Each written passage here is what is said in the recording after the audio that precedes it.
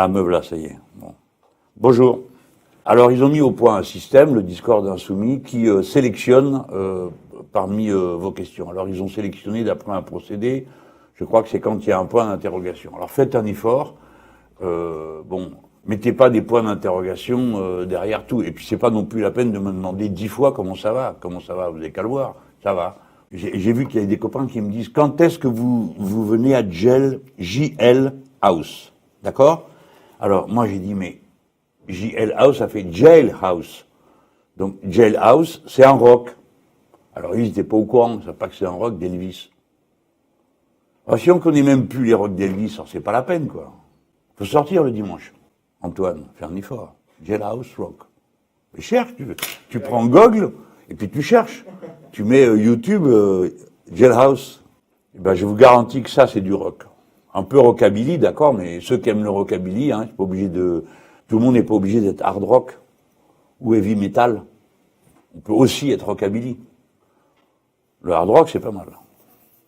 Le heavy aussi. J'ai des copains qui font ça. Fortnite, sans doute, tu dirais, toi.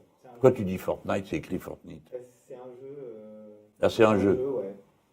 Mais dis-le-moi avant, Marc. Tu m'as dit dans le carré que tu as mis des trucs en vert pour que j'ai pas l'air d'un idiot.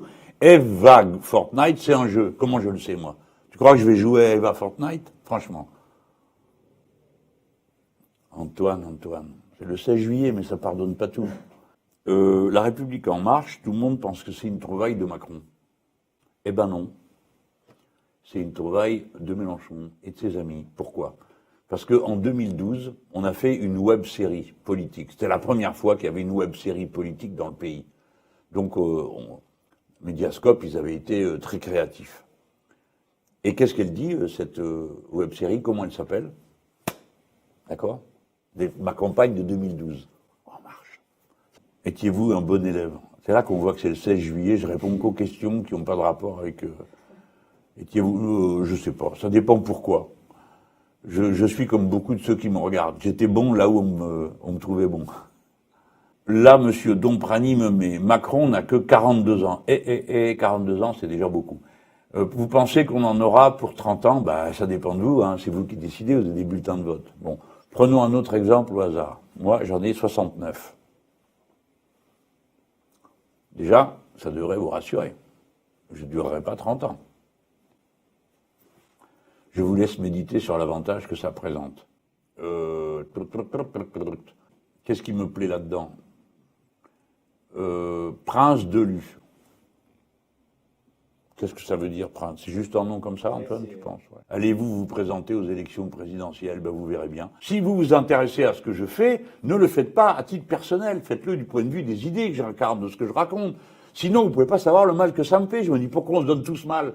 Si à la fin, c'est juste pour savoir si Mélenchon parle bien. Bon, je dis pas que c'est ce que vous qui me soutenez, je vais pas vous engueuler, mais c'est pour dire que la première tâche qu'il faut faire, c'est d'abord être conscient. Bon, je vous dis tout ça parce que vous me parlez des présidentielles, mais c'est pas moi qui ai commencé.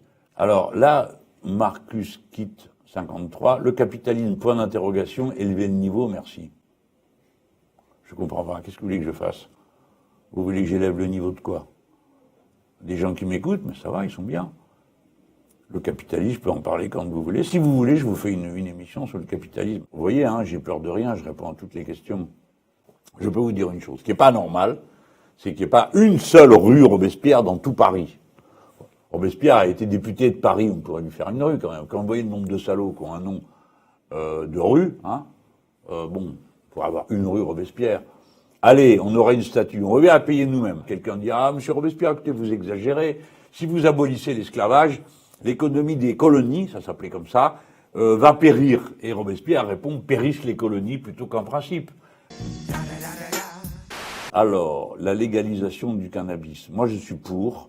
C'était dans le programme. Les profits de la vente du cannabis ont permis à l'État uruguayen de racheter des entreprises et de payer les antidouleurs et des produits qui soulagent ou ralentissent le processus d'Alzheimer. Je suis pas en train de vous dire que grâce au cannabis, on va sauver des gens. C'est pas ça que je suis en train de vous dire. Ni qu'il n'y a pas de danger à fumer comme un âne de la bœuf, parce que c'est franchement... bon, enfin bref. Je ne vais pas faire l'apologie du cannabis. Comptez pas sur moi pour faire ça. Je peux être d'accord pour le légaliser, mais vous n'allez pas me donner envie d'en fumer, j'ai pas envie. Dans le passé, il y a longtemps, j'ai dû faire ça 1 ou 2 fois, bon, ça m'est passé, quoi. Je sais que c'est interdit. Alors, il y a prescription, hein.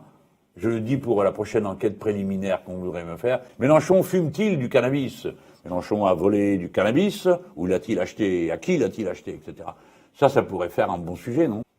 Alors, avez-vous entendu parler de la prochaine série Netflix? Pardon, je me détends un peu, hein. La Révolution. J'ai juste vu ce qu'on appelle le teasing. Alors, si c'est pour recommencer les idioties habituelles, le peuple, bande de sauvages, les révolutionnaires, des cruels qui coupent la tête à tout le monde, plus l'apologie de cette bourrique de Marie-Antoinette et de ce crétin de Louis XVI, qui tous les deux sont des traîtres à la patrie, hein, ça va, quoi. Hein. Ça va, on a déjà donné, on s'en est déjà assez bouffé comme ça. Parce que tous ceux qui pleurnichent sur Marie-Antoinette et Louis XVI oublient ce qu'était l'ancien régime, sa violence, sa cruauté, les privilèges. Alors vous me direz, aujourd'hui, il y a des nouveaux privilèges. Je le sais, parce que ça a commencé immédiatement. Et vous avez de magnifiques discours de Robespierre qui expliquent pourquoi on n'est pas en République tant qu'il reste la dictature des riches. Ayez la passion de la Révolution, les amis, celle de 89, parce que c'est ça qui nous permet d'être tous français, d'être tous égaux, et qu'il n'y a pas besoin d'être depuis 50 générations pour pouvoir être complètement français, ardent, patriote, aimer son pays. Bon, pourquoi on l'aime? Pas parce que quoi? Parce que justement, c'est ce pays-là de liberté, égalité, fraternité. Liberté, égalité, fraternité. Ou bien égalité, liberté, fraternité. Ou bien fraternité, liberté. Dans le sens que vous voulez. Ça marche tout le temps, c'est magique. Y a-t-il une chose avec laquelle vous êtes d'accord? Ah, Quick 9. Question philosophique. Y a-t-il une chose avec laquelle vous êtes d'accord? Oui. Le chocolat. Nous sommes la seule planète qui produit du chocolat. Ça fait une raison de la défendre. Voilà. Est-ce qu'il y a une deuxième chose avec laquelle vous êtes d'accord? Oui, les spaghettis. Finalement, il y a plein de choses avec lesquelles je suis d'accord. Je suis d'accord avec le matin qui se lève. La nuit tout le temps, ça serait saoulant. Je suis d'accord avec la nuit, dans le Jura, quand c'est pleine lune, au-dessus d'une prairie sur laquelle il a neigé. Je suis d'accord avec Baudelaire. Qu'est-ce qui vous fera arrêter la politique? La mort. Évidemment, je comprends qu'il y a un petit décalage peut-être entre nous. Pour vous, la politique, c'est les politiciens, les combines, etc. Mais moi, dans mon esprit, non. La politique, c'est une philosophie de la vie, c'est la réalité d'un engagement, c'est l'intérêt pour les affaires publiques et communes. C'est...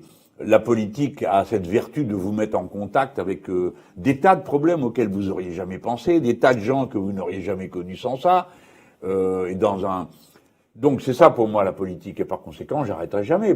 Une opinion sur les nouvelles révélations de Mediapart et Fakir sur Bernard Arnault qui s'offre les services de renseignement de notre République. Alors vous avez raison, c'est une affaire énorme. Vous avez remarqué, tout le monde s'en fout, ça paraît incroyable. Squarcini, à un moment donné, il dit alors qu'est-ce que vous préférez, Mélenchon ou le CAC 40? Bon, si la question m'est posée à moi, je préfère Mélenchon. Bon, je vous dis bonsoir. Je vais aller manger au restaurant italien avec l'équipe. J'espère qu'il y aura du panna cotta, parce que l'autre jour, il n'y en avait pas. Hein? Il rigole, Antoine. C'est bon, c'est moi qui paye, alors ça le fait rire, on occupe. Alors, au revoir, monsieur Mélenchon, et bonnes vacances. Merci. Bon app JLM. Merci, merci. Et vous, pareil. Bon app. À bientôt, au revoir. On lance tu sais, à la fin... Le raid? Ouais, on lance un raid sur Squeezie. C'est un YouTuber, streamer très suivi et que j'aime bien, dit Antoine. Non, mais attends, mais c'est moi qui dois bien aimer. Quand t'as pas compris le truc, c'est Twitchon, c'est pas Antoine-Nichon, hein. Bon, voilà. Ça veut dire qu'on lui envoie nos spectateurs. Merci, j'avais compris et c'est gentil. Bon, allez, d'accord, on va faire Squeezie, puisque à mon avis, vous êtes plusieurs à être d'accord, qui rigolent là-bas. Ouais. Ils sont tous d'accord. Le Discord, ils sont d'accord. C'est eux qu'on propose. Allez, les amis, on lance un raid sur Squeezie. Je t'ai fait raid par Mélenchon, Squeezie. Quoi? Qu'est-ce que c'est que cette histoire? Oh là là, c'est dingue. Je me fais raid par des gens de la politique. Qu'est-ce qui se passe? Il veut faire un loup-garou, Mélenchon?